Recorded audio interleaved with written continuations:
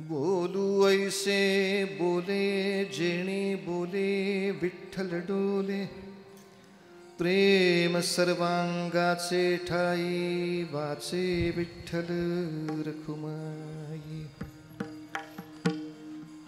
नाचू कीर्तनाचे रंगी ज्ञानदीप लावू जगी, प्रेम सर्वांगाचे ठाई वाचे विठ्ठल रखुमाई। परेहुनी परते घर तेथे राहू निरंतर, प्रेम सर्वांगाचे ठाई वाचे विठ्ठल रखुमाई। सर्व सत्ता आली हाता नाम याचा खेचर दाता, प्रेम सर्वांगाचे ठाई वाचे विठ्ठल रखुमाई।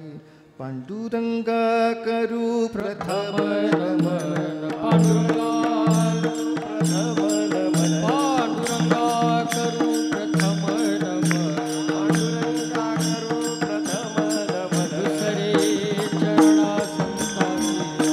दुसरे चरण संताजीया, दुसरे चरण संताजीया, त्यांच्या कृपा दाने कथेचा विस्तार, त्यांच्या कृपा दाने कथेचा विस्तार। बाबाजी सद्गुरुदास तुका, सद्गुरुदास तुका, बाबाजी सद्गुरुदास तुका। अलंकापुरी पुण्यभूमी पवित्र, जिथे नांदतो ज्ञान राजा सुपात्रतया, ठेविता महापुण्यराशी। नमस्कार माझा सद्गुरु ज्ञानेश्वरास।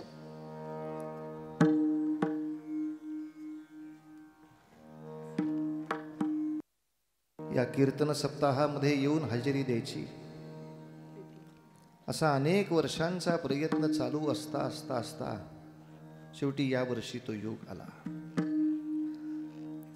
अनेक वर्ष बेत रचला जात होता, काहीतरी अडचणी यायची, काही विघ्न यायचं, होत नव्हतं।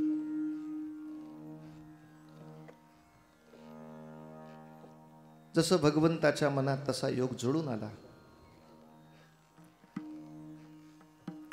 या ठिकाणी येऊन एका बाजूने खूप आनंद झाला आणि खूप दुःख झालं। आनंद असा झाला की एवढं मोठं तीर्थक्षेत्र पाहायला मिळालं, अनुभवायला मिळालं, आणि दुःख असं झालं की वयाची 50 उलटल्यावर आलो तोपर्यंत बुद्धीच नाही झाली इथे यायची, त्याचंही मनाला वाईट वाटलं। काय करावं, असो, पण better late than never. Something is better than अजिबात नथिंग, असं आपल्याकडेच्या ज्या म्हणी आहेत त्याप्रमाणे जमून गेलं सगळं प्रकरण। आपल्या सगळ्यांचे आशीर्वाद, महाराजांचे आशीर्वाद, गुरुदेवांचे आशीर्वाद, या सर्व उत्तम साथीदारांची साथ, या सगळ्यांच्या कृपेनं आजच्या निरूपणाचा अभंग आपल्या समोर चिंतनासाठी मांडला। भक्तश्रेष्ठ नामदेवरायांचा अभंग। तर मराठी भाषेमध्ये, म्हणजे जे आत्ता आपण मराठी बोलतो ऐकतो त्या भाषेमध्ये, ज्ञानेश्वरीची ही भाषा मराठीच आहे, पण ती बहुतांशी प्राकृत आहे। तुम्ही आम्ही रोज बोलतो ती भाषा ती नाही। अगदी तुमच्या आमच्या आत्ताच्या भाषेपर्यंत ज्याची नाळ येऊन मिळते अशी भाषा।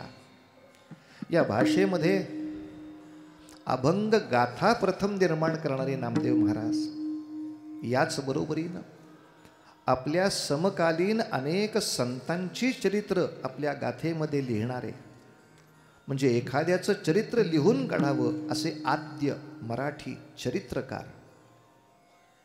तेही नामदेव महाराज।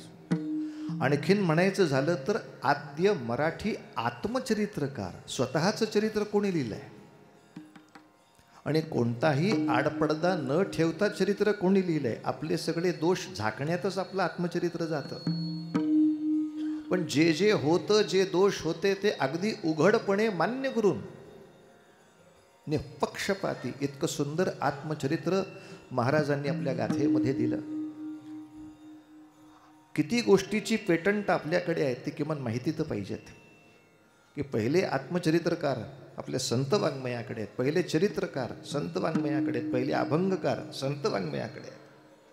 आणि महाराष्ट्राच्या सीमा ओलांडून या देशाच्या दोनही टोकापर्यंत भागवत धर्माचा झेंडा नेणारे आद्य कीर्तनकार पुन्हा नामदेव महाराजच आहेत. तेव्हा नामदेव महाराजांचं हे प्रचंड मोठं असलेलं यश बघून अनेकांच्या मनामध्ये इच्छा झाली, महाराज आम्हाला सुद्धा वाटतंय असं यशस्वी व्हावं, असं काहीतरी भव्य दिव्य कार्य आमच्या हातून व्हावं. म्हणजे सगळ्यांना वाटतंय गोष्ट चांगलीच आहे, पण कसं आहे, एवढं मोठं कार्य करायचं म्हणजे फार पथ्य पाळावी लागतात बाबा, फार पथ्य पाळावी लागतात. आणि ती कोणती पथ्य पाळायला लागतात, ती पथ्य पाळल्यामुळे काय होतं, या सगळ्याचं वर्णन या अभंग गाथेमध्ये आपल्याला मिळत आहे. प्रत्येक संतांनी त्यांचं त्यांचं जीवन ध्येय सांगितलं आहे. माऊलींना विचारलं तर त्यांनी आपलं जीवन ध्येय सांगितलं, अवघाची संसार सुखाचा करीन आनंदे भरीन तिन्ही लोक, मी नक्की हेच काम करीन. तुकोबांना विचारलं, त्यांनी जीवन ध्येय सांगितलं, आम्ही वैकुंठीचे वासी आलो याचे कारणाशी, बोलिले जे ऋषी ते साच भावे वर्ताया, धर्माचे पालन करणे पाखंड खंडन, हेच आम्हा करणे काम. आपण कशासाठी आलोय ते डोक्यात पक्का आहे. समर्थ रामदास स्वामींना विचारलं, तुम्ही कशाला या पृथ्वी तलावर जन्माला आलात, गमू पंथ आनंद या राघवाचा, याच्यासाठी आलो. तसं नामदेव महाराजांना जर विचारलं, तुम्ही कशासाठी अवतरित झालात, तर नाचू कीर्तनाचे रंगी, माझं हे जीवन ध्येय आहे. या जीवन ध्येयाने मी आजपर्यंत प्रचंड मोठं यश या भारतामध्ये संपन्न केलं आहे, संपादन केलं आहे. मात्र अशा यशामध्ये तुम्हाला सहभागी व्हायचं असेल, तुम्हाला याचे सहकारी व्हायचं असेल, तर मात्र थोडी पथ्य पाळली पाहिजे बाबा, थोडी पथ्य पाळली पाहिजे. कुठल्या पथ्याने सुरुवात करू, त्या पथ्याचं पहिलं पथ्य म्हणजे अभंगाचं पहिलं चरण.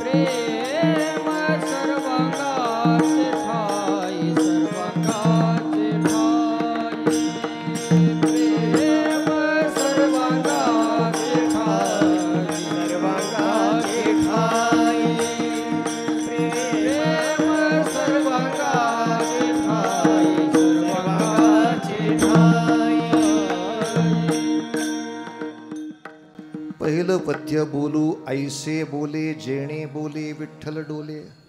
आयुष्यामध्ये असंच बोलायचं ज्याने भगवंताला संतोष वाटला पाहिजे. बोलू म्हणजे आम्ही सगळे बोलू. कसे बोलू? ऐसे बोले, अशा बोलांनी बोलू, अशा शब्दांनी बोलू, अशा वाक्यांनी बोलू. कशा वाक्यांनी? जेणे बोले, जे बोलल्यामुळे विठ्ठल डोले. भगवंताला संतोष होईल अशा तऱ्हेनंच बोलायचं, अन्यथा बोलायचंच नाही. आता प्रश्न असा उभा राहणार आहे, भगवंत मला कधी येऊन सांगणार की तू बोललेलं मला आवडतंय किंवा नाही आवडत आहे? अशा वेळेला भगवद्गीतेचा आधार घ्यायचा आणि त्याच्यामध्ये भगवंत सांगतात, ईश्वर सर्वभूतानां हृद्देशे अर्जुन तिष्ठती. हे अर्जुन, सर्वभूतानां हृद्देशे ईश्वरः तिष्ठती. असं जरा व्यवस्थित सांगितलं की लोकांना कळतं की बुवाला संस्कृत कळतंय. उगा आपलं पाठांतर नाही सांगत आहे, व्याकरणासकट इसकटून सांगतोय. हे अर्जुन, सर्वभूतानां हृद्देशे ईश्वरः तिष्ठती. या नात्याने सगळ्या भूतमात्राच्या अंतरामध्ये जर भगवंत असेल तर या ओळीचाच अर्थ झाला सर्वांना बरं वाटेल असंच बोलावं. बोलू ऐसे बोले जेणे बोले, या सगळ्यांच्या अंतरात्म्यामधला विठ्ठल डोले. पुन्हा प्रश्न असा येणार, महाराज लोकांना खोटं बोललेलं जास्त आवडतं, मग त्यांना बरं वाटावं म्हणून खोटं बोलू का? खोटं बोलायला कोणी सांगितलं? वेदांची सुद्धा आज्ञा सत्यम वद, खरंच बोलायचं, पण प्रियम वद. सत्य प्रत्येक वेळेला कडू असतं असं अजिबात नाही. सत्य अत्यंत गोड असू शकतं, फक्त सांगता आलं पाहिजे, अभ्यास केला पाहिजे. साधा दृष्टांत पाठदेशी कळून जाईल. एका गावामध्ये ज्योतिषी आला, नामांकित ज्योतिषी होता. सगळ्या गावातल्या लोकांना खूप चांगला त्याचा लाभ झाला. राजाने बोलवून घेतला, ज्योतिषी बुवा आमचा भविष्य सांगा. ज्योतिषांनी हात बघितला, वाईट तोंड केलं, म्हणले महाराज भविष्य थोडं वाईट आहे. काय वाईट आहे रे बाबा? तुम्हाला तुमच्या घरातल्या सगळ्यांचे मृत्यू बघावे लागणार, थोडं अपशकुनी आहे. खरं बोललं तरी राजाला राग आला, ज्योतिषाला तुरुंगात टाकला. तुरुंगामध्ये त्या राजाचा मंत्री भेटायला गेला. का रे बाबा तुरुंगात पडलास? काय सांगू म्हणले, मी खरं बोललो म्हणून तुरुंगात पडलो. मंत्री म्हटला वेडा आहेस, खरं बोललास म्हणून नाही तुरुंगात गेला, खरं कसं बोलायचं कळलं नाही म्हणून तुरुंगात गेलास. मी सांगतो ते खरं बोल, हेच बोल आणि बक्षीस घे जा. त्या ज्योतिषाला सुद्धा बरं वाटलं, चांगलं शिकवणारे पण मंत्री आहेत. प्रत्येक वेळेला काही सगळे खड्ड्यातच घालतील असं नाही, चांगले मंत्री आहेत बा आपल्या राज्यामध्ये. बरा मंत्री सापडला. त्याने लगेच क्षमेचा अर्ज पाठवला. कालचं जरा माझं चुकलंच भविष्य, आज परत सांगतो. बोलवलं परत दरबारामध्ये. बघा आहात, आता साबणाने धुवून घेतो, काल रेषा चुकल्या असतील. आणि तो हात बघून मोठ्या हास्यवदनाने त्यांनी सांगितलं, वा वा वा महाराज, अतिशय सुंदर तुमचं भविष्य आहे. का? तुमच्या घरातल्या सगळ्यांपेक्षा तुमचं आयुष्य जास्त आहे. विठ्ठल विठ्ठल. काय वेगळं सांगितलं? कालचंच सांगितलं.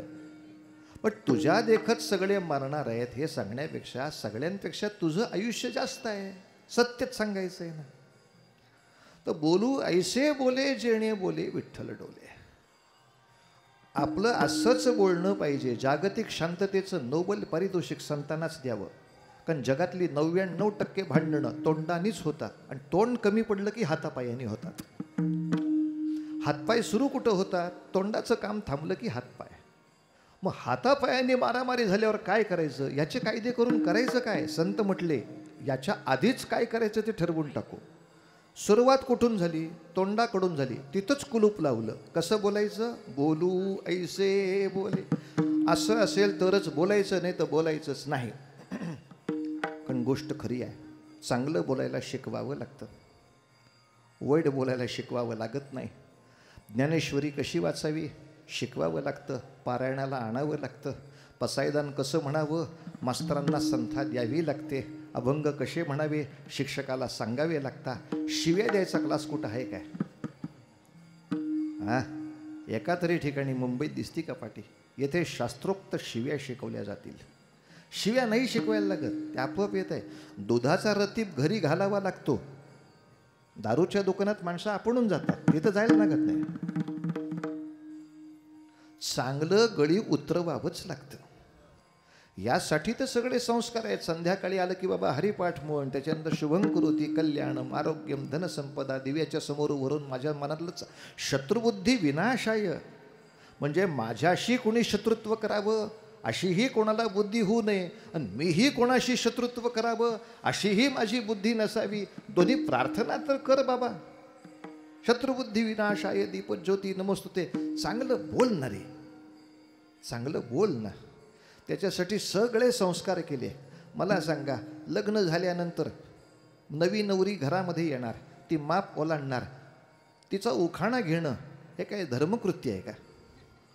कुठल्या ग्रंथात सांगितलं आहे का तिला उखाणा घ्यायला लावा? धर्मसिंधूमध्ये ते लिहिलेलं नाही, निर्णय सिंधूमध्ये ते लिहिलेलं नाही. मग का सांगितलं? चांगलं बोलायची सवय लावणे, किंवा जी आहे ती माहिती करून घेणे. माप ओलांडताना नाव घ्यावं लागेल की पोरीची आई तिला समजावून सांगते, बाई ग पहिल्यांदा घरी जातीयस, काय सांगशील? माप ओलांडताना म्हणून टाक, चांदीची वाटी सोन्याचा चमचा, रावांबरोबर सुखानं संसार करीन सासूबाई, आशीर्वाद तुमचा. सासूला पहिलं श्रेय दे, 2 फूट वरती म्हातारी चालायला लागल, तुझं आयुष्य सुखाचं होईल. बाई चांगलं बोलायला शिक पहिल्यांदा. हितच जर सगळा घात केला असतं काय म्हणावं. जुने झाले वाडे, मागं उरली पडळ, माझ्या नवऱ्याचा वडील आई वेताळान, आई आहे हाडळ, हिला कशी नांदवावी एकदा मला सांग बरं. चांगलं बोलायला नको का. बोलू ऐसे बोले, झेणे बोले, विठ्ठल डोले, वाणी मंगल असावी.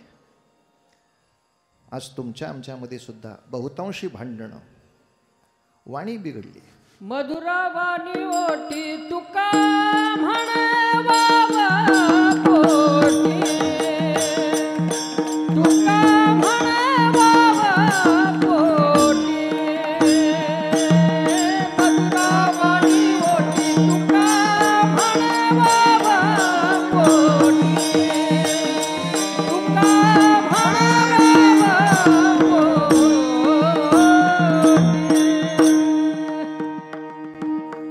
तुम्ही बघा समाजामध्ये प्रत्येक जण एकमेकाबद्दल काहीतरी वाईट बोलतो, कोणत्याही कारणाने असेल. किराणा मालाचं दुकान असलं की आम्ही म्हणणार काय वाणगट आहेत बघा, एक एक हरामखोर आहेत. पण एखादा सरकारी खात्यात आला की म्हणणार कसे बघा खुशाल फुकट खाऊ आहेत बघा. काही काही कारण आहे, कशाला वाईट बोलायचं सगळ्याबद्दल. बरं, एखादा माणूस उत्तम न्हाव्याचं दुकान चालवतोय, आपल्याला नावं ठेवायची काही गरज आहे का. पण कुठली गोष्ट हलक्या दर्जाची म्हणायची म्हणजे हजामतीवरच यायचं. आम्ही काय हजामती नाही करत, ते सोपं आहे काय, ते सोपं आहे का. मान खाली करा म्हटल्याबरोबर पंतप्रधान सुद्धा मान खाली घालतात, असा कोण आहे. फक्त न्हावीच. शिवाजी महाराजांच्या शिवा न्हाव्यांनी त्यांचे प्राण वाचवलेत, हजामती कमी का समजता, कशासाठी बोलायचं असं. अमुक कोणी मराठा जातीमध्ये त्याच्यावरती काहीतरी टॉन्टिंग करायचं, कोणी ब्राह्मण जाती येते हे झाले भट बामण आहेत म्हणून बॉम्बला लागायचं, कोणी महार आहे ही सगळी महारडी आहेत. काय तोंड आहे आमचं. ह्यानी ह्याला महारड्या म्हणायचं, त्यांनी त्याला भटुरड्या म्हणायचं. चांगलं बोलताच येत नाही. ज्यांना मुळात एकमेकाबद्दल चांगलं बोलताच येत नाही ते अजून आपल्या संत वाङ्मयाच्या बालवाडीत पण नाहीत. संतांच्या बालवाडीचा पहिला नियम आहे, पहिला हित आलास की काय करायचं, ज्या काही एकमेकाच्या तोंडात मारायच्या त्या चपला तिकडं ठेवायच्या आणि हित आल्यावर एक एका लागतील पाहिरे. बोलू ऐसे बोले, जेणे बोले, विठ्ठल डोले. फक्त एक आहे मात्र, नुसतं एकमेकाच्या बद्दल चांगलं बोलून उपयोगाचं नाही, तसं वागलं पाहिजे. नाही तर मग काय बोलायला काय कमी.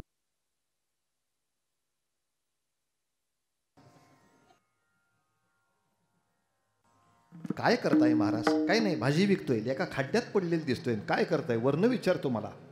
काय करताय महाराज. काय भाजी निवडतोय, खड्ड्यात बसतोय. काय विचारतो लेका, काढ खड्ड्यात बाहेर लवकर. आम्ही कोण काढणार, शेवटी पाडणारा तो आहे, काढणारा तो आहे. माणसाचे काय उपयोग. कर प्रवचन कर हरामखोरा माझ्यासमोर, मी बसतो खड्ड्यात.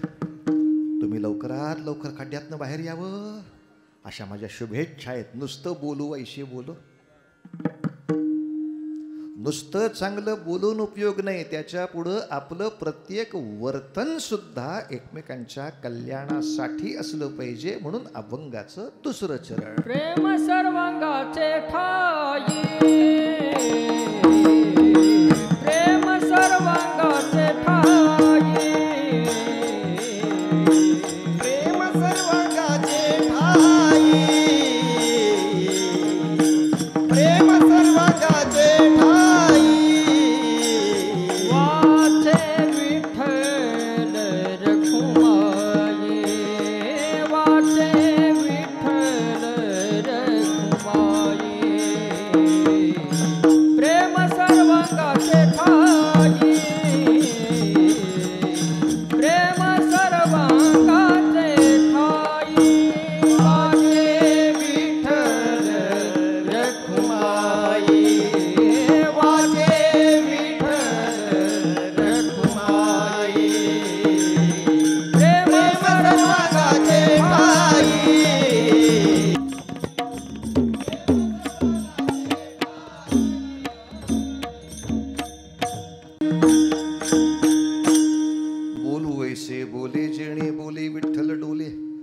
सांगा, आपल्या घरामध्ये जरा एकदा बघा गीतापासून पहिली ओळ जमते का? घरामध्ये महाराज म्हणून जाऊन बसलो की प्रत्येक जण दुसऱ्याबद्दल वाईट सांगतो. येऊन घरातला मालक असतो तो मालकिणीबद्दल सांगतो, काय आमची ही येडवडच आहे. मग ती बायको येऊन सांगते, यांच्या जास्त उगाच नादी लागू नका, हे अडाणीच आहे. पोरं म्हणतात, आईबाप म्हणजे म्हसोबा परवडला. अरे काय चाललं बाबा, काकाबद्दल चांगलं बोलत नाही, मामाबद्दल चांगलं बोलत नाही, मित्राबद्दल चांगलं बोलत नाही. बरं कसा व्यवसाय कसा चाललाय, काय मिली कटकट आहे, दुसरं नाहीच जगात. का नाही चांगलं बोलत? ताई तुम्हाला बराच स्वयंपाक करावा लागतो हो, महाराजांना नैवेद्य करते, कष्ट कुठं आहेत? काका तुम्हाला शेतीत लय काम करावं लागतं हो, महाराजाची सेवा आहे, कष्ट कुठं आहेत? मी जे जे करतोय ते भगवंताची सेवा म्हणून करतोय, त्याला नैवेद्य चांगला मिळावा म्हणून करतोय, त्याचा प्रसाद लोकांना म्हणून करतोय. कशाला त्रास करून घ्यायचा, कशाला वाईट? प्रेम सर्वांगाचे ठाई. कोणाच्या सर्वांगाचे ठाई? सर्व अंग कोणाचं? माझं का देवाचं? माझं प्रेम कोणाच्या सर्वांगावर पाहिजे? निश्चित उत्तर भगवंताच्या. हे सगळं विश्व हे भगवंताचंच सर्वांग ना, तोच सगळ्या रूपांनी नटला नव्हे काय? चिदविलास वाद जो माऊलींनी मांडला तो हाच नव्हे काय? पशु पक्षाच्या पासून ते वृक्ष वेलींपर्यंत हे भगवंताचंच रूप आहे, हे मान्य नव्हे काय? मग माझं प्रत्येक गोष्टीशी वर्तन प्रेम सर्वांगाचे ठाई. या भगवंताच्या सर्व अंगावरती माझं नितांत प्रेम आहे, असंच वागलं पाहिजे. आणि असं वागताना वाचे विठ्ठल रखुमाई.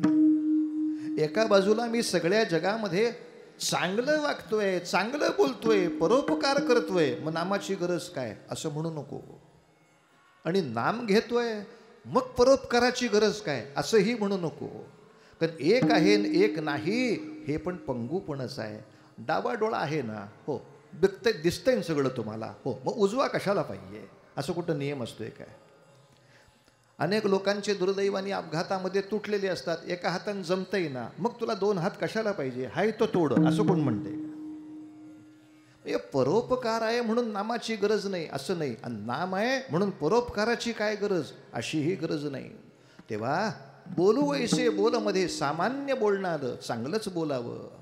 दुसऱ्या ओळीमध्ये वागणं सगळ्याशी चांगलं असावं, पण हे वागणं बोलणं चालू असताना वाचे विठ्ठल रखुमाई विसरायचं नाही.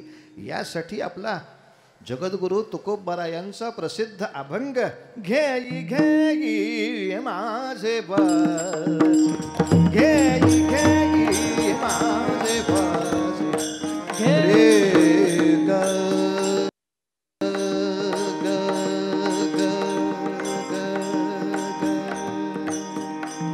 गरे रे रे रे रे रे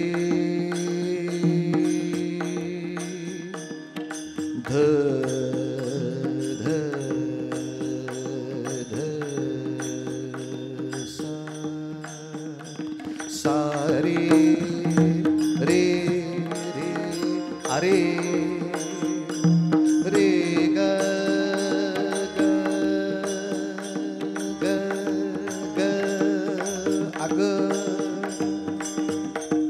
अगं काय म्हणते आपल्याला? गप गप गप गप. मग आपण म्हणतो मला सारखं गप म्हणू नको, दिन पाठीत धप धप धप गप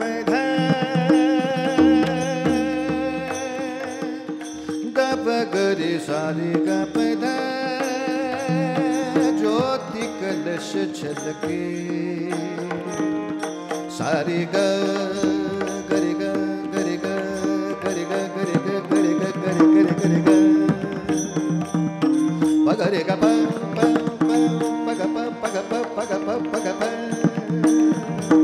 गप ध ध ध ध ध प ध ध प ध ध प ध प द द सा रे ग प द सा सा द प ग रे सा रे ग ग प ग प द सा घे घे माझे बासे घे घे माझे बासे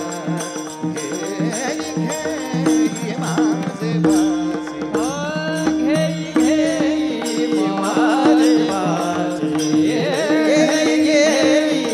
माझे बासे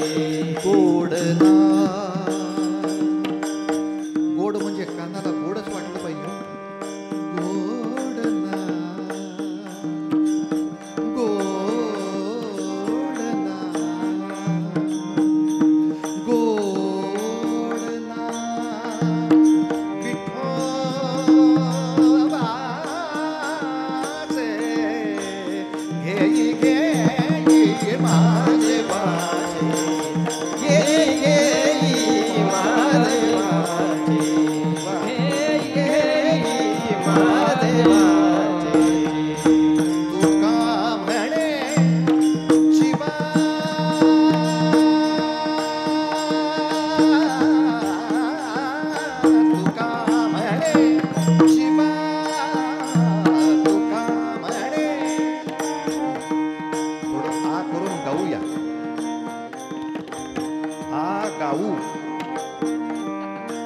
आगाऊ आहे हा करून टाक.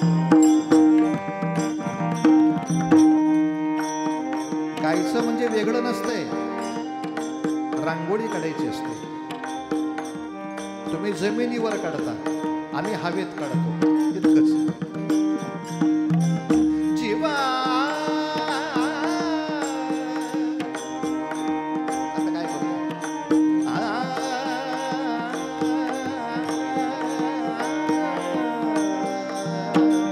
चार बोटात रांगोळीच आहे माझ्या.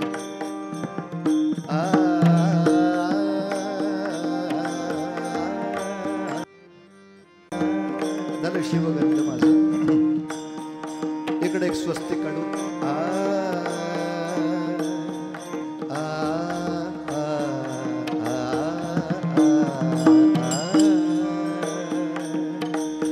मग ठिपके देऊ.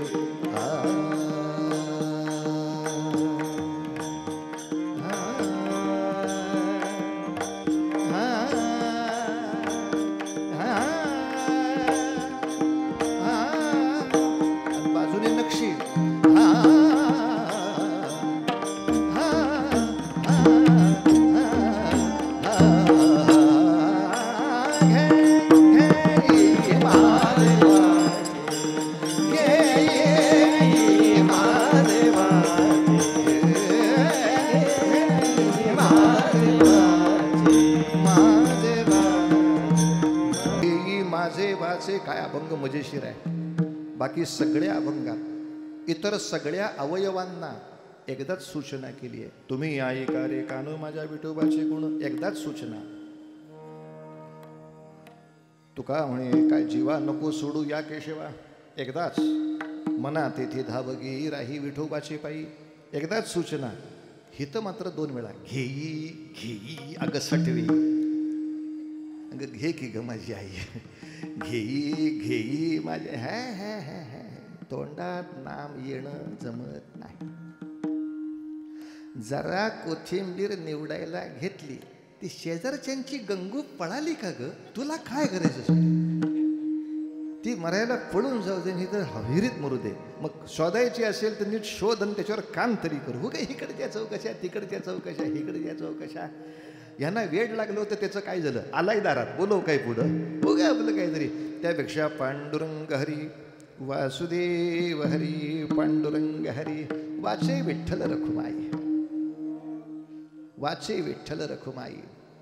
एवढी 2 पथ्य पाळली की मग तुम्ही जे कीर्तन कराल त्याला यश मिळणार आहे. मग त्या कीर्तनाचं यश इतकं जबरदस्त असेल की त्या कीर्तनातून आपोआप लोकांच्या हृदयामधलं अज्ञानाचं अंधकाराचं वलय निघून जाणार आणि तिथे उत्तम असा अध्यात्माचा ज्ञानदीप तुमच्या वाणीनं लागणार. पण यासाठी पहिली 3 पथ्य पाळ. चांगलंच बोल, चांगलंच वाग. हे सगळं अभ्यास करत असताना पांडुरंगाचं नाव सातत्याने मुखामध्ये ठेव आणि मग आता कीर्तनाला उभा राहा. त्या कीर्तनाचा रंग काय दिसेल? अभंगाचं तिसरं चरण. नाचू कीर्तनाचे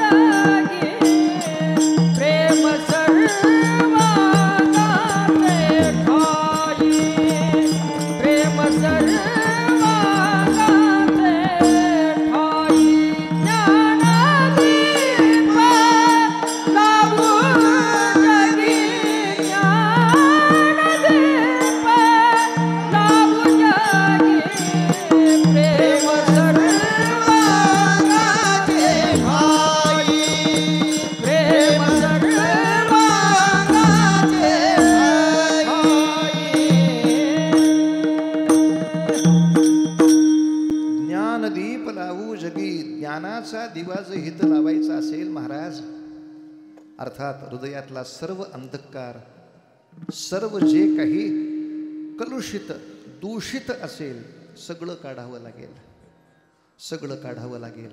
कारण कंदिलाच्या काचेवर जितकी घाण असेल तितकं मधली ज्योत चांगली असून सुद्धा प्रकाश नाही मिळणार. वात चांगली आहे, ज्योत चांगली आहे, प्रकाश येत नाही का? कंदिलाची काच खराब आहे. त्या खराब काचेवरच्या बऱ्याच गोष्टी काढून टाकाव्या लागतात महाराज. तेव्हा असलेला ज्ञानदीप उजळताना दिसतो. तो काही बाहेर आणायचा नाही, तो हितच आहे. तो जाणवत नाही, त्याचा अनुभव येत नाही, कारण तो अहंकाराचा पडदा अजून पुरेसा घासला नाही गेला. आणि तो अहंकाराचा पडदा तुमच्या आमच्या मनातला संपूर्णतः बाजूला करू शकतील असे हे सगळे महात्मे आहेत. फक्त त्यांच्या सहवासात जाऊन ते म्हणतात ते मनोभावे ऐकलं पाहिजे, मनन केलं पाहिजे. होते हो. काही वेळेला छत्रपती शिवरायांचं चरित्र बघताना सुद्धा असं वाटतं की अरे, संतांनी त्यांना जी पदवी दिली ती किती योग्य आहे. श्रीमान योगी म्हणजे एखाद्याला योग साधना करताना योगी म्हणावं तर इथे राज्य साधना करणाऱ्या एका महापुरुषाला संतांनीच म्हणावं योगी माणूस आहे. का? याच्या वाणीमध्ये ती शक्ती आहे की तुमच्या मनातला अहंकार काढून टाकता येईल. प्रत्येकाच्या मनात एकमेकाच्या बद्दल आकस असणारे अहंकार होते, म्हणून तर महाराष्ट्रात हिंदवी स्वराज्य होतच नव्हतं. शहाजीराजाला मी कशाला मदत करू, मी त्याच्यापेक्षा मोठा. हे म्हणणार ह्याला मदत कशाला करू, मी त्याच्यापेक्षा मोठा. प्रत्येकाच्या अहंकाराचं कवच नारळाच्या करवंटीपेक्षा त्रासदायक. राजाने पहिल्यांदा ती ताकद दाखवली. 2 लाख नारळ फोडून एकत्र गोपाळकाला केला. राजांच्या सैन्याची संख्या 2 लाख. लोकांच्या मनातला अहंकार, ती काजळी काढून टाकायची ताकद त्या वाणीमध्ये आहे, त्या उपासनेमध्ये आहे, त्या योगामध्ये आहे. साधा दृष्टांत आहे का? फार मजेशीर आहे. प्रतापगडचं युद्ध आपल्या सगळ्यांनाच माहिती आहे. प्रतापगडच्या युद्धामध्ये शत्रूचं सगळं सैन्य मारून टाकावं आणि तुझं सगळं सैन्य मारलं हे त्याच्या राजधानीत आपणच जाऊन सांगावं अशी राजांची इच्छा होती.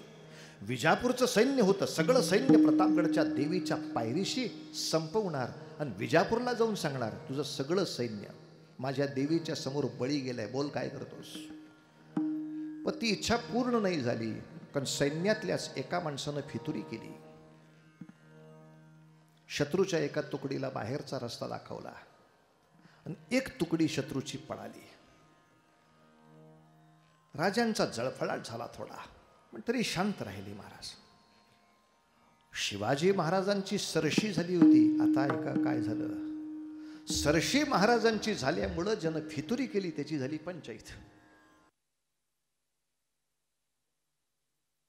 मंत्रिमंडळात जागा नाही आणि शिवाजीराजाची फितुरी केली. इकडच्या मंत्रिमंडळात जायचं आहे, कुठंच जायचो आपण. मग पठ्ठ्यांनी मोठा वशिला लावला. महाराष्ट्रामधले शिवाजी महाराजांच्या सैन्यातले अत्यंत बुजुर्ग, ज्यांचं नाव कान्होजी जेधे. कान्होजी काका जेधे 60 वर्षाचे होते. त्यांची 5ही मुलं महाराजांच्या सैन्यात होती. ते स्वतः सेनापती पदावर होते. ते शहाजीराजांचे मित्र होते, म्हणजे शिवाजीराजांना वडिलांच्या ठिकाणी होते. अशा कान्होजी जेध्यांचा वशिला लावला. कान्होजी काका माझ्यासाठी शब्द टाका, पुढच्या मंत्रिमंडळात मी पाहिजे. कान्होजी काकाने शब्द टाकला आणि हा फितूर लेखाचा दरबारात यायला लागला. त्याला बघितलं की महाराज अस्वस्थ व्हायचे. हे पैसे खातात हरामखोर, शत्रूचे पैसे खायचे आणि पुन्हा आपल्या मंत्रिमंडळामध्ये आम्हाला नाकवर करून दाखवायची. बघू बच्चमजी, तुझी पण येळ येणारच आहे. आणि एक दिवस त्याने स्वतःचं संकट घेतलं उडवून. आला पुढं, महाराज एक बातमी द्यायची आहे. काय बातमी आहे बाळा? औरंगजेबाचा मामा शाहिस्ते खान 1,00,000 फौज घेऊन इकडे येतोय. कधी कळलं तुम्हाला हे? 7 दिवस मागच कळलं. आत्ता सांगताय तुम्ही मला? ही एक पद्धत आहे शासकीय बातम्या द्यायची? 7 दिवस कुठे मेला होतात? नाही नाही, ही बातमी नाही आहे. मग कसली बातमी आहे? आपले कान्होजी जेधे आणि शाहिस्ता खानाला पत्र लिहितात. अरे ज्यांनी त्याच्या वशिलेने तुला इथं आणला त्या मोठ्या माणसाबद्दल चुगल्या, आणि तेही माझ्यासमोर. मग नेताजी पालकरला बोलवला. नेताजी, आता ह्या ताजी भाजी याची, याचा एक हात कोपऱ्यातनं तोड आणि डावा पाय गुडघ्यातनं तोड. तोड म्हणजे तोड.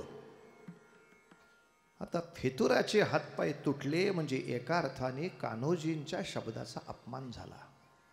पण कान्होजींनी मध्यस्थी केली होती ना. कान्होजी काका जे रागावून दरबारात आले. राजे, आमच्या शब्दाची काय मुलाहिजा राहिली? आमचा शब्द मातीमोल झाला. आम्ही सांगितलं त्याच्यावरती कोप करू नका आणि तुम्ही त्याला हातपाय तोडले. सगळ्या दरबाराच्या देखत राजे काय बोलले सांगतो. जे इतिहासात लिहिलंय ते सांगतो. म्हणून तर शिवाजी राजांनी अनेक युद्ध तलवारीनं जिंकली ती माहिती आहेत, पण कित्येक युद्ध जिभेनं जिंकली आहेत. म्हणून रामदास स्वामी म्हणतात, शिवरायांचे 8वावे रूप, शिवरायांचा 8वावा प्रताप, शिवरायांचा 8वावा साक्षेप भूमंडळी. प्रताप म्हणजे त्यांनी तलवार काढून जे केलं ते तर आठवच, पण शिवरायांचे कैसे बोलणे, शिवरायांचे कैसे चालणे, शिवरायाची सलगी देणे कैशी असे. अरे शिवाजी राजांकडनं शिकायचं तर बोलणं सुद्धा शिकावं लागतं. काय शिवाजी राजाचं बोलणं आहे? योगी माणूस आहे. त्यांनी फक्त एवढाच विचार मांडला, कान्होजी काका त्यांनी फितुरी केली म्हणून मी त्याला शिक्षा नाही केली. आज त्यांनी तुमच्या विरुद्ध चुगली केली म्हणून त्याचे हातपाय तोडले. कारण 2 स्वामिनिष्ठ लोकांमध्ये भांडणं लावावी आणि शत्रूचं फावावं ही अवलाद आहे. याला त्याच्यासाठी शिक्षा करावी लागली. आणि त्याहीपेक्षा त्याने फितुरी केली म्हणून शिक्षा नको का करायला? त्यांनी शत्रूचे पैसे खाल्ले म्हणून शिक्षा नको का व्हायला? काका, तुम्ही आम्ही हिंदवी स्वराज्य कशाला करतोय? बादशहापेक्षा इथं जास्त पगार मिळणार आहे का? आदिलशहा जास्त पगार देईल, निजामशहा जास्त पगार देईल, त्यातल्या कमीत कमी पैशात आपल्याला इथं नोकरी करावी लागते. बरं, कुतुबशहाच्या सरदारांना जेवढा आयुष आराम मिळतो त्याच्यापेक्षा जास्त ऐश आराम शिवाजी देणार आहे का? जास्त कष्ट देणार आहे. मग जास्त कष्ट आहेत, पैसे कमी आहेत, तरी आपलं हिंदवी स्वराज्य का करताय? आणि कान्होजींच्याच तोंडून उत्तर आलं, का करतोय म्हणजे देवी भवानीनं सांगितलंय हिथं महाराष्ट्रात न्यायाचं राज्य झालं पाहिजे, देवाचं राज्य झालं पाहिजे, साधू संतांचं राज्य झालं पाहिजे, म्हणून इथं आलो आहे. शिवाजीराजांनी तेच विचारलं, काका तुम्हाला महाराष्ट्रामध्ये न्यायाचं राज्य पाहिजे आहे, समानतेचं राज्य पाहिजे, बंधुत्वाचं राज्य पाहिजे, मानवतेचं राज्य पाहिजे, सगळ्यांसाठी समान नागरी कायद्याचं राज्य पाहिजे. एकाला एक कायदा, दुसऱ्याला दुसरा कायदा आणि संविधानाच्या नावाने ढोल वाजवणारं राज्य नको तुम्हाला. सगळ्यांना समान वागवणारं राज्य पाहिजे. मग काका एकच सांगा की या असल्या लोकांनी शत्रूचे पैसे खायचे आणि नंतर वशिले लावून पुन्हा आमच्या दरबारात येऊन बसायचं, याच्यामुळं न्यायाचं राज्य होईल काय? ज्याच्यासाठी तुम्ही मरताय, ज्याच्यासाठी मी मरतोय, ते राज्य होईल काय? काका मला राजा व्हायची तिळमात्र हौस नाही. मी असा जेरेटूप तुमच्या डोक्यावर ठेवतो, मी चुकत असेल माझ्या नरड्यावर तलवार चालवा, पण फितुराला शिक्षा व्हायला हवी का नको सांगा काका. 28 वर्षाचा पोरगा बोलतोय, 60 वर्षाचा बुजुर्ग ऐकतोय. काही इतिहास गोड आहे महाराष्ट्राचा. कान्होजी काकांनी गुडघे खाली टेकले, सगळ्या दरबारात देखत जमिनीला डोकं लावून नमस्कार केला शिवबाच्या समोर आणि एकच वाक्य म्हणले, राजा आजवर ऐकलं होतं ते खरं ठरलं. काय ऐकलं काका? अरे तुकोबांच्या कीर्तनात ऐकलं होतं बाबा, माणसं चुकत्यात देव कधी चुकत नाही. माणसं चुकत्यात देव कधी चुकत नाही. तो देवाचा अवतार आहेस बाबा. आम्ही साधी माणसं, आम्ही आमच्या मोहामध्ये अडकून पडलो. जाऊ द्या, आपलाच माणूस आहे, घ्या परत मंत्र्यांमध्ये. तो राजा देवाचा आहेस.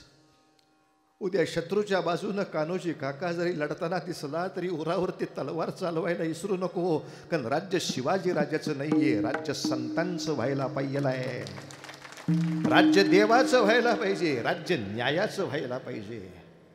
मग हिरण्यकश्यपू कितीही उपासना करत असला आणि रावण कितीही चांगला स्तोत्र लिहित असला, वाईट वागला तर फाडून काढायचा, विसरायचा नाही. बाकीच्या कलागणांपेक्षा चारित्र्य महत्वाचं आहे. फितूर होत असेल त्याला शासन केलं पाहिजे. राजा कान्होजी जयध्यांना शिवाजी महाराजांनी इतकी कडकडून मिठी मारली आणि म्हटले, काका तुमच्यासारखी माणसं हे माझे खऱ्या अर्थाने गडकोट किल्ले आहेत. अरे दगडाचे किल्ले कधीही जातील, कधीही परत आणता येतील, पण अहंकार विरहित मनाची माणसं उभी करणं, हा जो मोठा चमत्कार आहे तो राजांनी या देशामध्ये करून दाखवला. महाराज, हिंदवी स्वराज्यासारखं स्वप्न परत बघायचं असेल तर मलाच एक अभ्यास केला पाहिजे.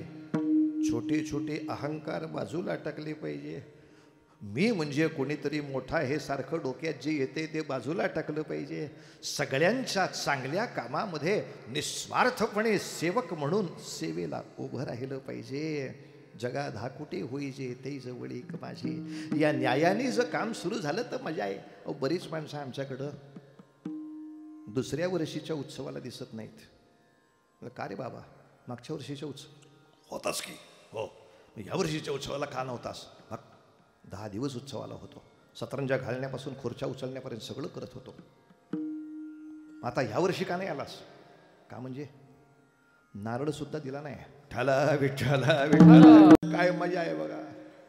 त्या एका नारळासाठी अहंकार दुखावला आणि त्या अहंकारासाठी उत्सव गेला खड्ड्यात. हा बसणार घरी. छोटे छोटे अहंकार बाजूला झाल्याशिवाय ज्ञानदीप आपल्या हृदयातला पुरेसा प्रकाश टाकत नाही. नाचू कीर्तनाचे रंगी ह्या शब्दासाठी लक्षात ठेवा.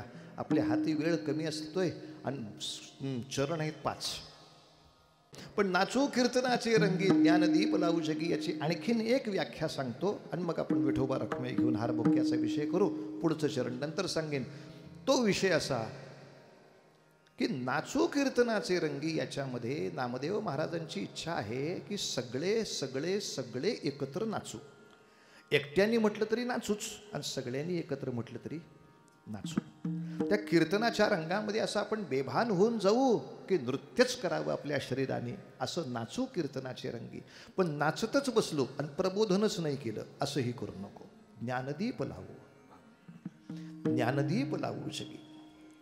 आणि असं करून सगळ्या भारतवर्षामधल्या जे खळांची व्यंकटी जर सांडता आली येते बरं. अहो माझ्या गल्लीतला एक छापऱ्या गुंड सुद्धा मी सांगितलं तर बदलत नाही. तर जगातले सगळे खळ बदलतील का? बदलतील. ती शक्ती तुझ्यामध्ये जर तुला पाहिजे असेल तर पहिली 4 पथ्य झाल्यानंतर आता पुढच्या खऱ्या साधनेला लाग. त्या साधनेनं तुला ती शक्ती प्राप्त होणार आहे. आणि ती साधना कोणती? अभंगाचं 4थं चरण.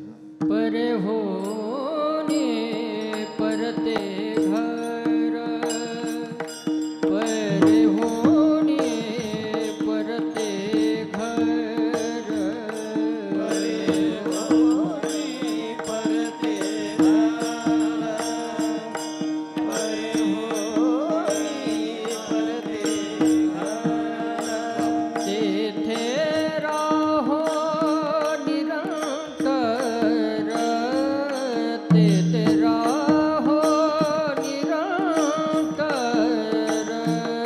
प्रेम सर्वांगाचे ठाई, प्रेम सर्वांगाचे ठाई, तेथे राहो निरंतर, तेथे राहो निरंतर, प्रेम सर्वांगाचे ठाई, प्रेम सर्वांगाचे ठाई. परे होणे परते घर म्हणजे नक्की कुठं ते हारानबुक्याच्या नंतर आपल्याला समजून घ्यायचं. तोपर्यंत भजन आणि हारबुक्का. विठोबार खुमाई, विठोबार खुमाई, विठोबार खुमाई, विठोबार खुमाई, विठोबार खुमाई, विठोबार खुमाई, विठोबार खुमाई, विठोबार खुमाई, विठोबार खुमाई, विठोबार खुमाई, विठोबार खुमाई. विठोबार खुमाई. कुंडली कवरदा हरी हरी विठ्ठल, श्री ज्ञानदेव तुकाराम.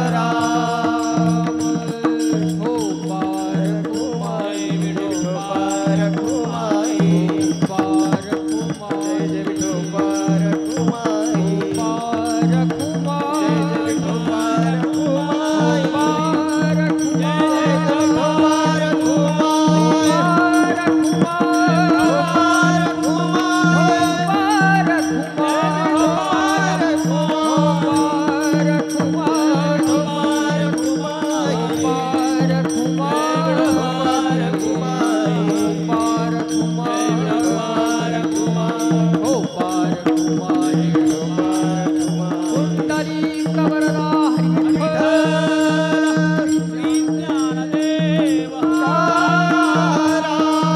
पंढरीनाथ भगवान की जय. ज्ञानेश्वर महाराज की जय. जगद्गुरु तुकाराम महाराज की जय.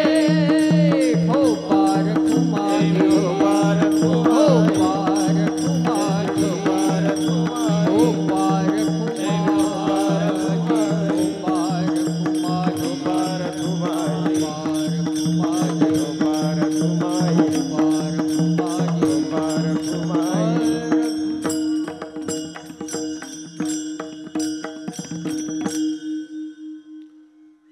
माझं मोठं भाग्य आहे, महाराज स्वतः साथीला येऊन बसले आहेत.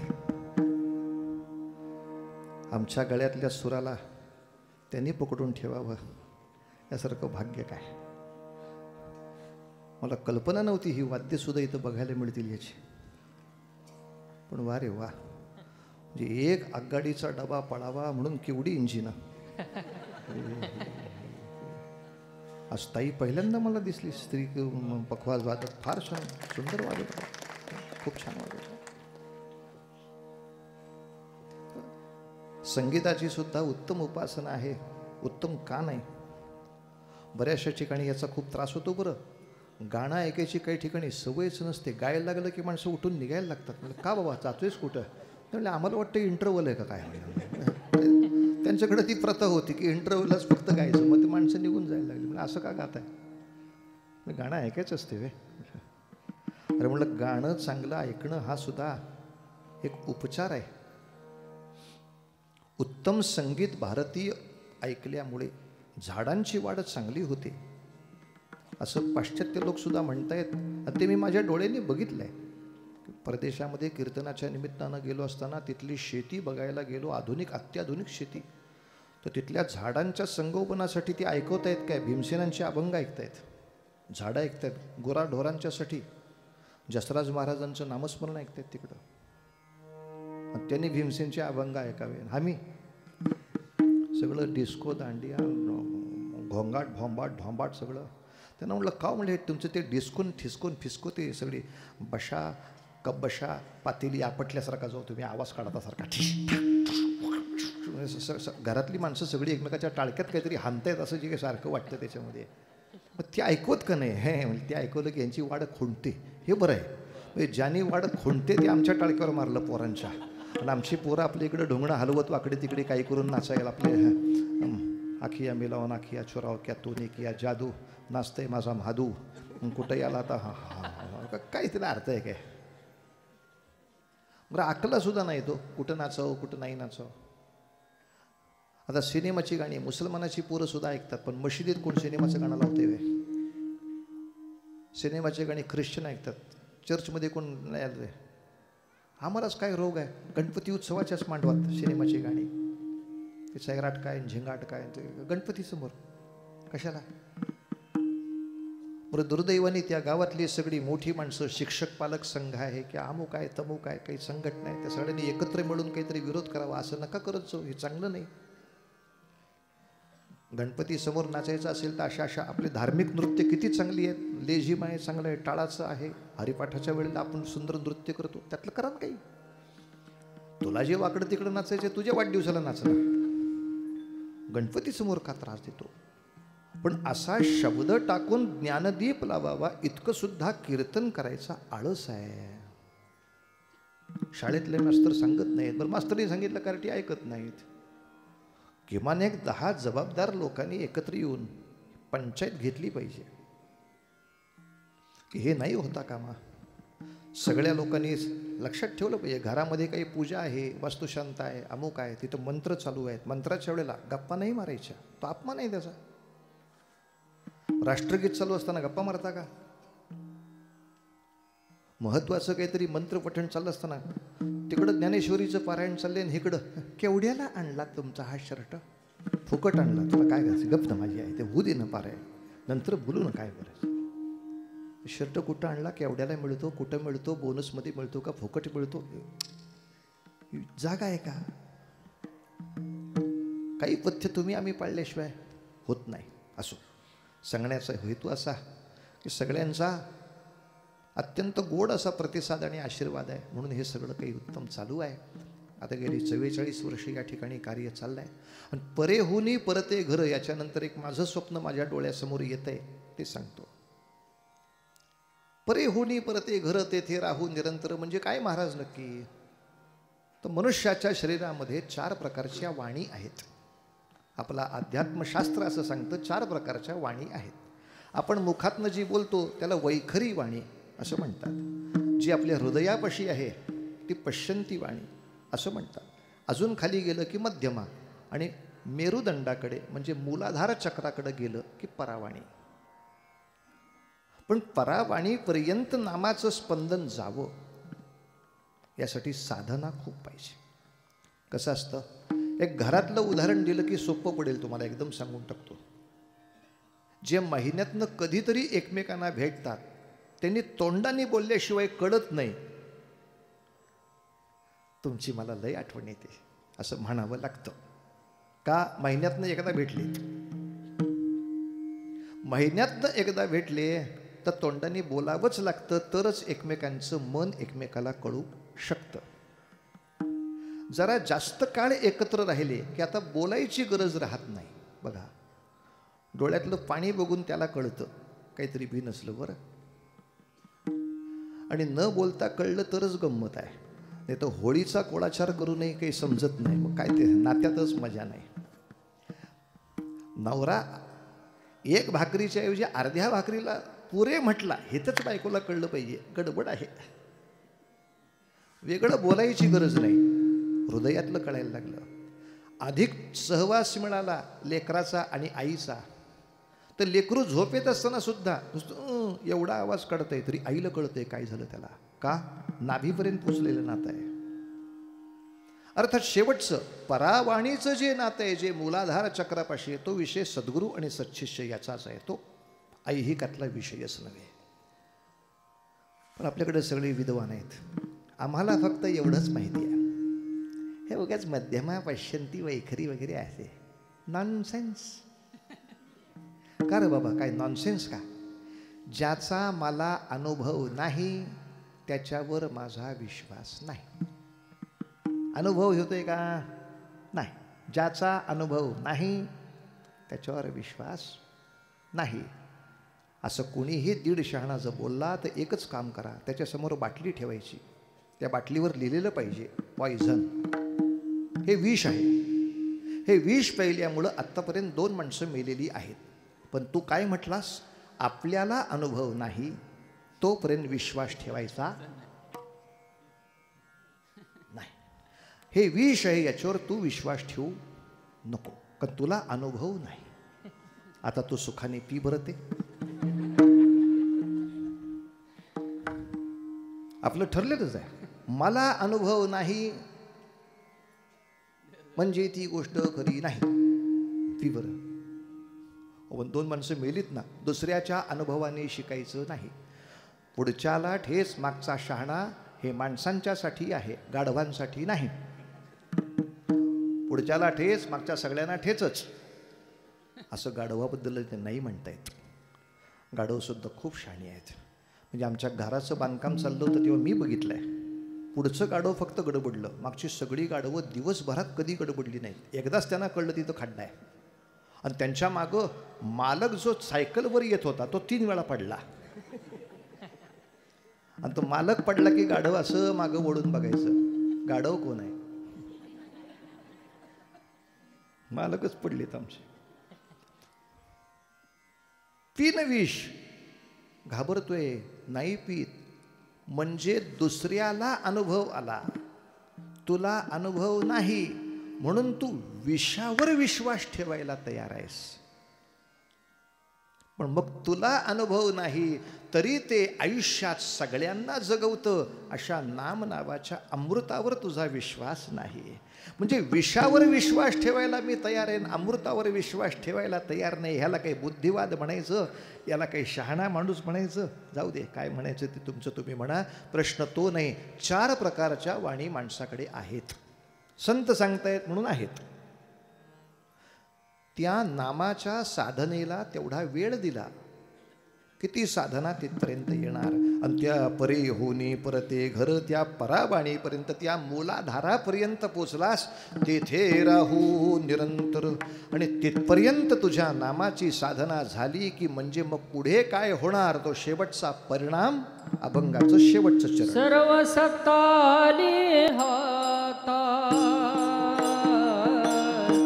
सर्व सत्ताली हाता, सर्व सत्ताली हाता, सर्व सत्ताली हाता, सर्व सत्ताली हाता,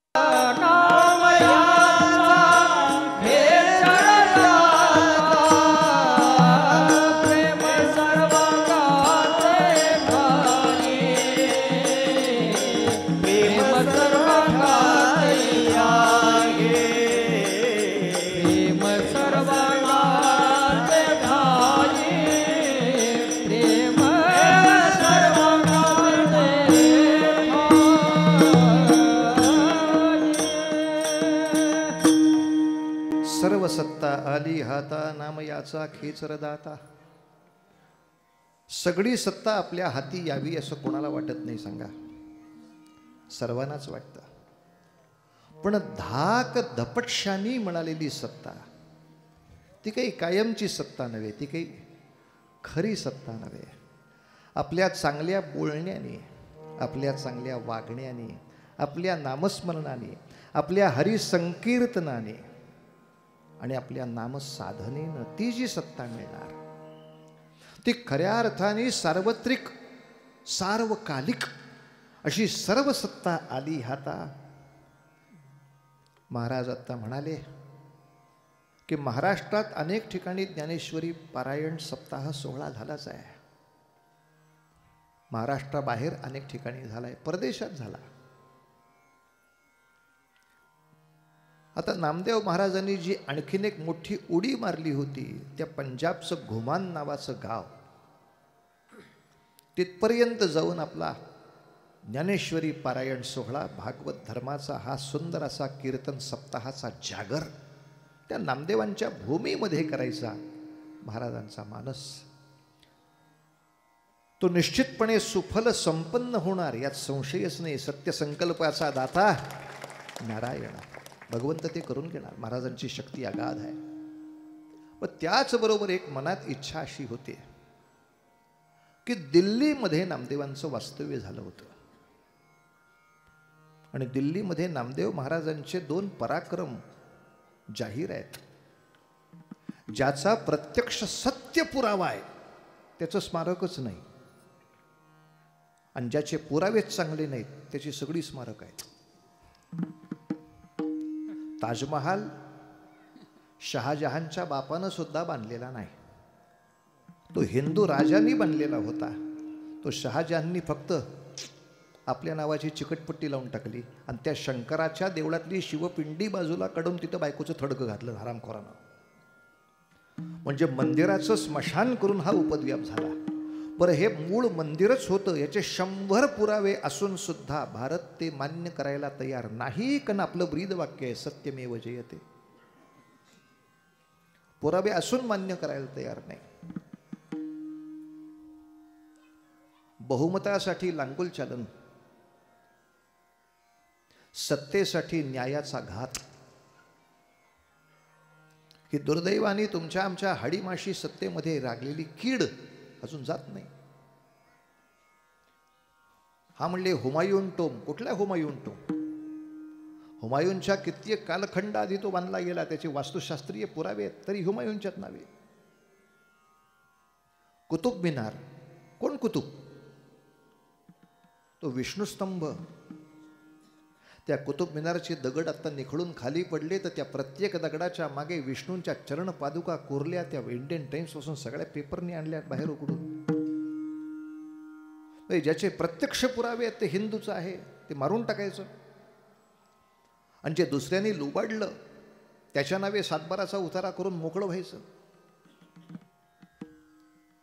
असला दुर्दैवी सगळा प्रकार आमच्याकडं चालू असताना या निमित्ताने एक चमत्कार करण्यासारखा आहे. मजा अशी आहे, जे शहाजहाननी केलंच नाही ते त्याच्या उरावर मारतायत.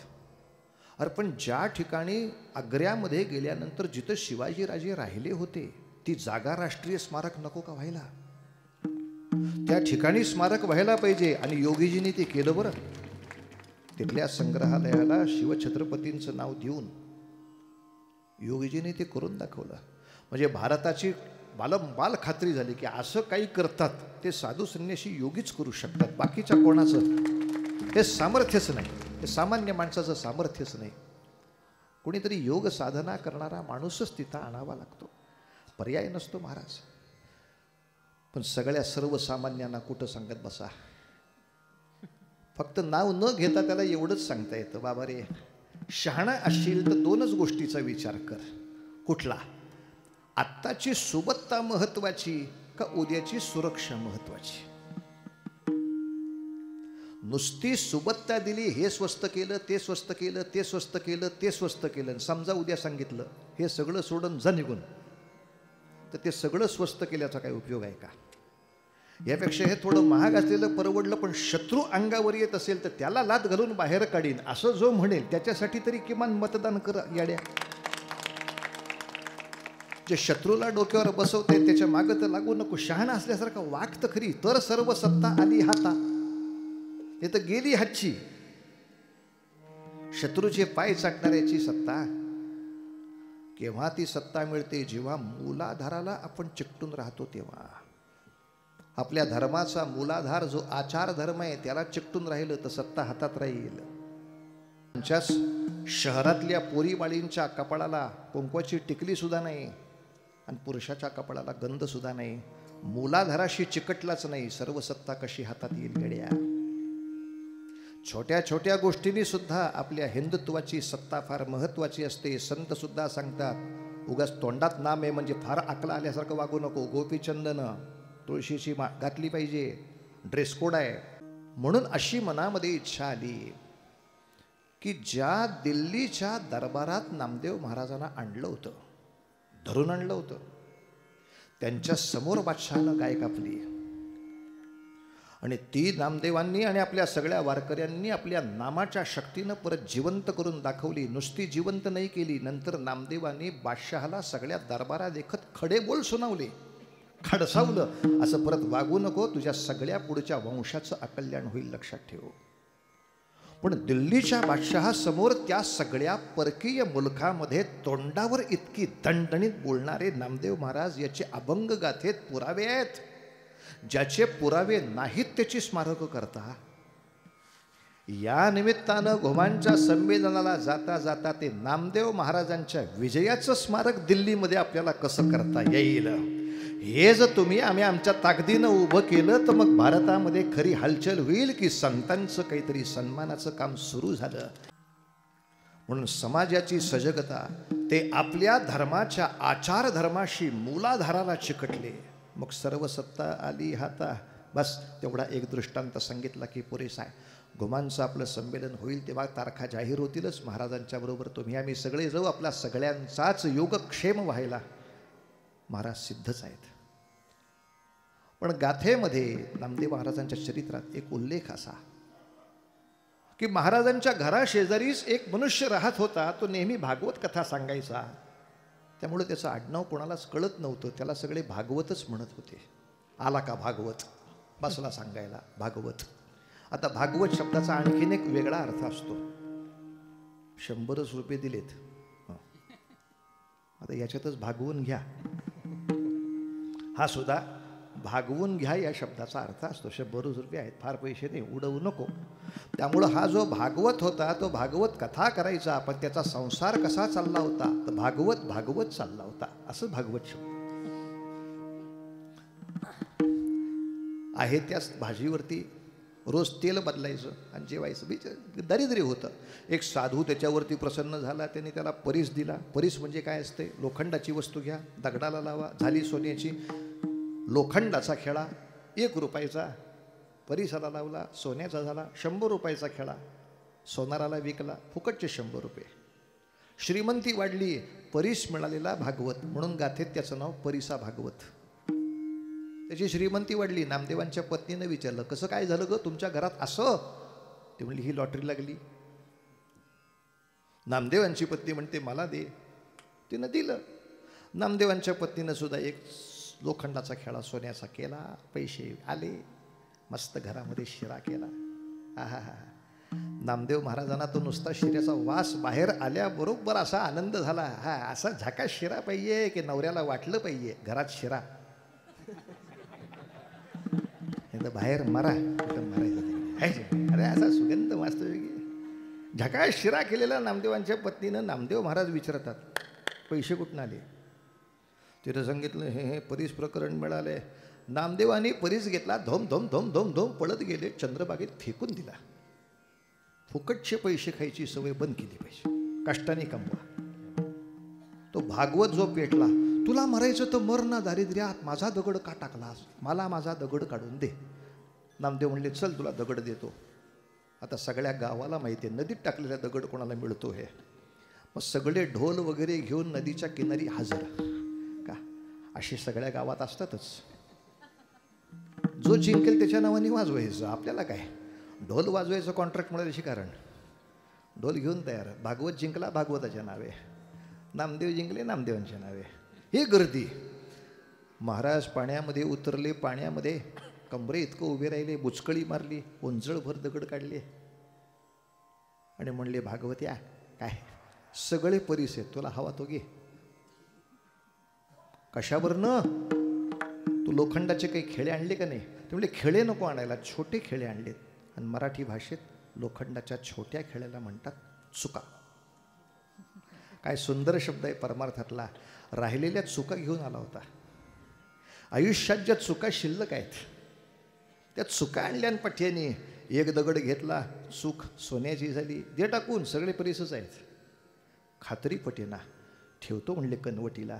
लेका पाण्यात दगड जास्त घेऊ नये हातात. आपलंच वजन आपण वाढवायचं का पाण्यात? ठेवतो हिथं. ठेव. दुसरा दगड घेतला, दुसरी चूक घेतली, झाली सोन्याची. तिसरा दगड, आता बस. सगळे दगड टाकून दिले आणि परिसा भागवतांनी सगळ्या चुका पण टाकून दिल्या. नामदेव महाराजांचा हात धरला, त्यांना घेऊन बाहेर आला नदीच्या.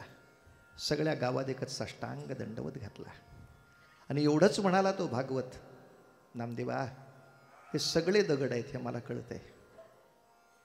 मला कळतं नामदेवा, सगळे दगड आहेत. तू हात लावल्यामुळं त्याचा परीस होतोय. त्या दगडामध्ये ताकद नव्हती. तुझ्या हाताच्या स्पर्शाने त्याचे परीस होत होते. मला आता परीस पण नको, मला सोनं नको, मला ही शक्ती पाहिजे ज्या शक्तीमुळं दगडाची परीस करता येतात. ही सर्व सत्ता तुझ्या हातात कुठनं आली?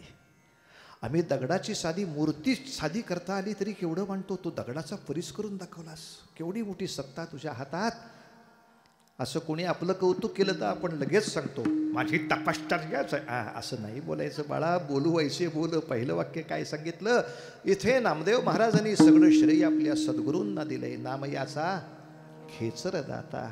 अशी सत्ता येते. बस कीर्तन संपवताना एक वाक्य खूप महत्वाचं म्हणायचं येते. हे बाकीची सगळी वाक्य तुमच्या लक्षात राहणार, मला खात्री आहे. बोलू वैसे बोल लक्षात राहणार आहे. प्रेम सर्वांगाचे ठाई लक्षात राहणार आहे.